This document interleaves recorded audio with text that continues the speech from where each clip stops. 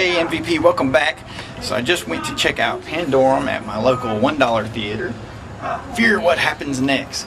So it's an interesting little gothic horror in space joint, if you will. Kind of, I guess that aesthetic was started by Mario Bava with his film Planet of the Vampires, which is much cooler than the title suggests. It was also obviously picked up by Alien, by Ridley Scott's Alien, and James Cameron's more action-oriented Aliens. And then, of course, in the 90s we had Paul W.S. Anderson's Event Horizon, which was pretty good, and even John Carpenter's Ghosts of Mars. All those things kind of had that gothic horror in space, haunted house in space kind of element to it. But this movie definitely has little elements and bits and pieces of all those things. The title itself, Pandorum, refers to a space sickness brought about by prolonged exposure to space travel. So it's pretty interesting. Individuals affected by Pandorum they have physical side effects, but then they begin to break down mentally, and they believe that their spaceship is actually occupied by evil, that there's something evil in it that's trying to come to get them. And there's a famous story that's told in the movie itself about a captain that gets Pandorum and ends up ejecting his entire crew, who's currently in cryosleep, into the depths of outer space. So it's a pretty cool little tale within the tale there. So Pandorum begins when Lieutenant Peyton and Corporal Bauer awaken on a spaceship that's involved in a deep space flight.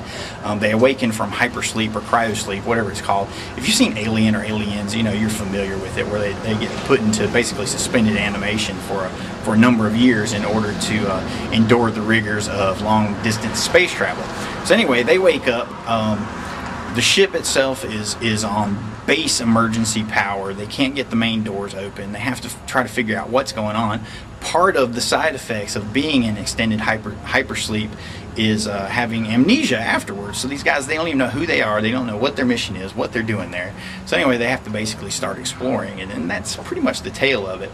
But what happens as they explore their ship, the Elysium, to try to get the power back online and, see if they can correct their course and make their way to their final destination, which at that point they don't even know what that is. So it's very interesting. You go along this little discovery and try to find what happens with them, and it's very intimate.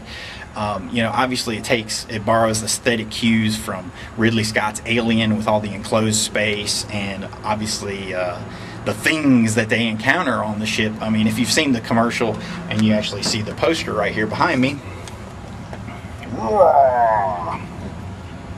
fear what happens next, you will know that they encounter something on their ship. So and usually those kind of things are not friendly. They don't invite them over for tea and crumpets, if you will. But I will say I like the directing. For the most part, it did a great job at creating kind of a claustrophobic atmosphere. The action scenes were decent. I mean, you could usually tell what was going on. There was definite elements of psychological horror. If we break down the Scribo slasher stats, there were multiple corpses. We had severed limbs. We had gratuitous biting. We had slit throats. We had bloody noses. There's one gratuitous charnel pit, if you will. A lot of different crazy things going on in it. So it was a horror film that kind of reveled in the genre, and then had a little bit of everything for everyone. You had kind of the haunted house, gothic horror in space elements.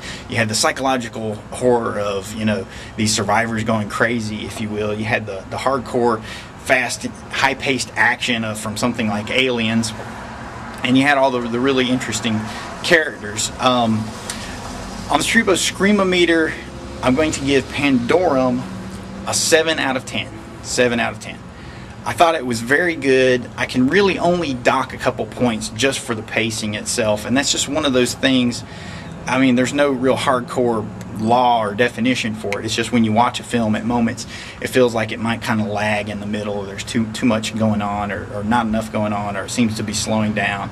But then it'll pick back up again, and it's just one of those things. When you watch a film that's perfectly paced, something like Ridley Scott's Alien or even James Cameron's Aliens, which are both perfectly paced in entirely separate ways. They have completely different tempos to them, but they work perfectly, and you know that because you're just propelled through the entire film without your attention ever lagging or wavering.